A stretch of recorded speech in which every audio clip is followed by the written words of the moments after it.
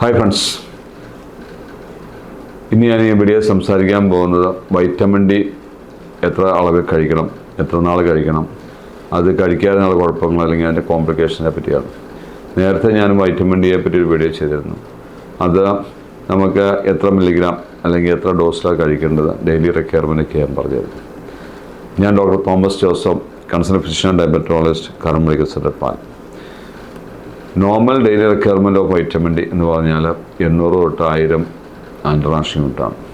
അപ്പോൾ സാധാരണ നമ്മുടെ കാൽഷ്യം ഗുളികയിൽ നമുക്കറിയാം ഒരു 500 മില്ലിഗ്രാം കാൽഷ്യം ഗുളിക നമുക്ക് കിട്ടുന്നൊരു 1000 ഇൻ്റർനാഷണൽ യൂണിറ്റ്.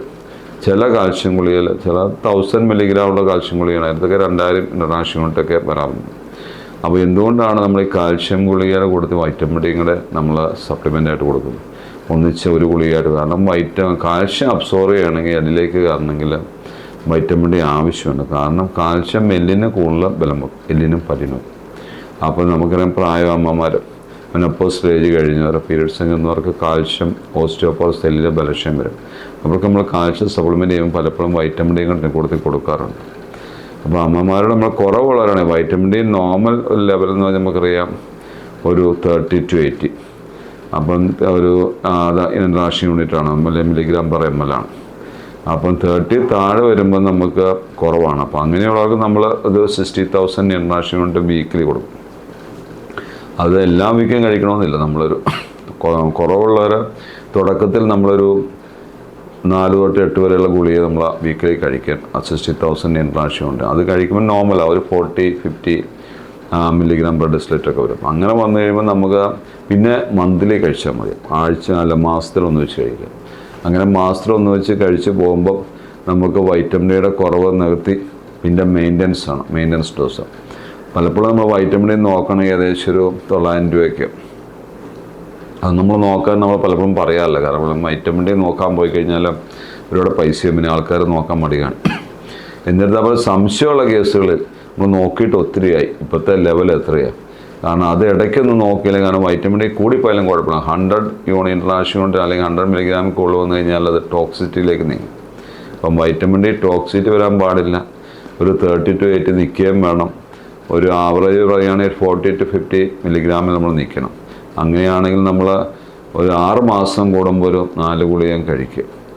4 ആഴ്ച അങ്ങനെ കഴിക്കുമ്പോൾ 60,000 യൂണിറ്റിന് അങ്ങനെ കഴിക്കുമ്പോൾ കൃത്യമായി വൈറ്റമിൻ ഡി വരും. അപ്പം വൈറ്റമിൻ ഡിയുടെ ഗുണമെന്ന് വെച്ചാൽ നമുക്ക് വൈറ്റമിൻ ഡി കുറഞ്ഞു കഴിഞ്ഞാൽ നമുക്ക് ഹെയർ ലോസ് വരാം കാര്യമായിട്ടും. പിന്നെ കൈകാൽ വേദന, നമ്മൾ ഒത്തിരി നേരം നിൽക്കുമ്പോൾ കാലിന് പാത്രമൊക്കെ വേദന വരും, മസിലിനൊക്കെ പെയിൻ വരും, മസിൽ പെയിൻ വരാം, ബോൺ പെയിൻ വരാം, അതുകൂടെ മുടി പൊഴിഞ്ഞു പോകും. അതുകൂടാതെ വൈറ്റമിൻ ഡി ഡിപ്രഷൻ വരെ ഉണ്ടാക്കുന്നത്. ഇപ്പം വൈറ്റമിൻ ഡിയുടെ കുറവ് ഡിപ്രഷനും ഇൻഫെർട്ടിലിറ്റി വരെ ഉണ്ടാകും. പിള്ളേരുണ്ടാകാത്തൊരു വൈറ്റമിൻ ഡി കുറവാണെന്ന് പറയാം. ഇങ്ങനെ മൾട്ടിപ്പിൾ കാര്യങ്ങൾ വൈറ്റമിൻ ഡി അഡ്രസ്സ് ചെയ്യുന്നുണ്ട്. അപ്പം വൈറ്റമിൻ ഡി പണ്ട് നമുക്ക് അതിനെപ്പറ്റി അറിയത്തില്ലായിരുന്നു. ഇപ്പം മിക്കവാറും ആൾക്കാർ ഒപ്പി വരുന്ന വൈറ്റമിൻ ഡി ഡോക്ടറെ നോക്കിക്കൊണ്ട് വരുന്നവരുണ്ട്, കൃത്യമായിട്ട് കഴിക്കുന്നത്. അപ്പോൾ നമ്മൾ തന്നെ രോഗികളോട് നിങ്ങൾ കഴിച്ചാണെന്ന് ചോദിച്ചിട്ട് 6 മാസമായി 4 ഗുളിക 4 ആഴ്ച കൊടുക്കാറുണ്ട്. അപ്പം വൈറ്റമിൻ ഡി നമ്മൾ കൃത്യമായിട്ട് കഴിക്കണം. പ്രത്യേകിച്ച് കാൽഷ്യം ഗുളിക കഴിക്കുന്നവരാണെങ്കിൽ. കാൽഷ്യം തന്നെ കഴിച്ചാൽ പോരാ, വൈറ്റമിൻ ഡി കഴിച്ചാലേ കാൽഷ്യം അബ്സോർപ്ഷൻ കൂടുതലായിട്ട് വരുള്ളൂ, എല്ലിലേക്ക് കൂടുതലായിട്ട് കാൽഷ്യം പിടിക്കാൻ സഹായിക്കും, എല്ലിന് ബലം വരുള്ളൂ. അപ്പോൾ ഒരു ഏജ് കഴിയുമ്പം ബലക്ഷയം വരുന്ന എല്ലാ കാൽഷ്യം ഇല്ലാത്തതുകൊണ്ടാണ് വൈറ്റമിൻ ഡി അതിനൊരു സഹായമാണ്. പിന്നെ ഈ വൈറ്റമിൻ ഡിയുടെ ബോഡിയിലുള്ള സന്തുലിതാവസ്ഥ നിലനിർത്തുന്ന പാരാതൈറോയ്ഡ് ഗ്രന്ഥിയാണ്. അത് തൈറോയിഡിനോട് ചേർന്ന ചെറിയ കടുകുമണി പോലുള്ള ഗ്രന്ഥിയാണ്. അപ്പോൾ ആ ഗ്ലാൻഡ് ചിലർക്ക് ഹൈപ്പർ പാരാതൈറോയിഡിസം അങ്ങനെ വരുമ്പോഴത്തേനും കാൽഷ്യം കൂടുന്നു, വൈറ്റമിൻ ഡിയുടെ സന്തുലിതാവസ്ഥ മാറുന്നു. അങ്ങനെയൊക്കെയുള്ള കണ്ടീഷൻസ് വരുമ്പോൾ നമ്മളത് MRI CT ഒക്കെ എടുത്തിട്ട് അതിനെപ്പറ്റി പഠിച്ചിട്ട് നമ്മളത് കൃത്യമായിട്ട് മരുന്ന് കഴിക്കേണ്ടി വരും. ചിലർക്ക് കാൽഷ്യം കണ്ടുവാനും കുറഞ്ഞു പോകുന്നവരുണ്ട്. അപ്പം തൈറോയ്ഡ് സർജറി ഒക്കെ കഴിഞ്ഞ് ഹൈപ്പോ കാൽസ്യം ടെറ്റനി പോലെ കോച്ചിപ്പിടുത്തൊക്കെ വരുന്നവരുണ്ട്. അങ്ങനെയുള്ളവർക്കും കാൽഷ്യം കൂടുതലായിട്ട് സപ്ലിമെൻറ്റ് ചെയ്യാം എലോങ് വിത്ത് വൈറ്റമിൻ ഡി. അപ്പം വൈറ്റമിൻ ഡിയുടെ കൂട്ടത്തിൽ കൊടുക്കേണ്ടി വരും. അപ്പം വൈറ്റമിൻ ഡി നമുക്ക് കൃത്യമായിട്ട് നമ്മുടെ ബോഡിയുടെ സെല്ലുലാർ ഫങ്ഷന് ആവശ്യമുണ്ട്, എല്ലിനും മസിലിനൊക്കെ ആവശ്യമുണ്ട്, കൃത്യമായ ബോഡിയുടെ മെറ്റബോളിസത്തിന് ആവശ്യമുണ്ട്. അപ്പോൾ അത് കൃത്യമായ അളവിൽ നമ്മൾ നോക്കി കൃത്യമായിട്ട് കഴിക്കുകയാണെങ്കിൽ നമ്മുടെ മിക്കവാറുള്ള വേദനകൾ അല്ല മസിൽ എക്സ്, ബോൺ പെയിന്, പിന്നെ മുടിയുടെ പ്രശ്നങ്ങൾ, ഹെയർ ലോസ് ഒക്കെ തടയാൻ നമുക്ക് സാധിക്കും. അപ്പോൾ ഇത്രയും കാര്യങ്ങൾ നമ്മൾ ശ്രദ്ധിക്കണം. ഡോക്ടറെ കാണും. വൈറ്റമിൻ ഡി കഴിക്കാത്തവരാണെങ്കിൽ ചോദിച്ച് എൻ്റെ വൈറ്റമിൻ ഡിയുടെ അളവ് നോക്കണം ഡോക്ടറെ, ഞാൻ കഴിച്ചിട്ട് ഒത്തിരി. അങ്ങനെയാണ് വൈറ്റമിൻ ഡി നമ്മൾ ചോദിച്ച് മേടിക്കുന്നത്. അത് ടാബ്ലറ്റ് ഫോമിൽ കിട്ടും, സോപ്പ് ജെല്ലായിട്ട് കിട്ടും, സാഷെ പൊടിയായിട്ട് കിട്ടും. അങ്ങനെ പല ഫോമിൽ ഇപ്പം നാനോ, അതായത് നമ്മൾ പൊട്ടിച്ചിട്ട് വായിലൊഴിക്കാവുന്ന രീതി വരാം. അപ്പോൾ അങ്ങനെ ഓരോ സൊല്യൂഷൻസ് ഉണ്ട് നാനോ ഫോമിൽ.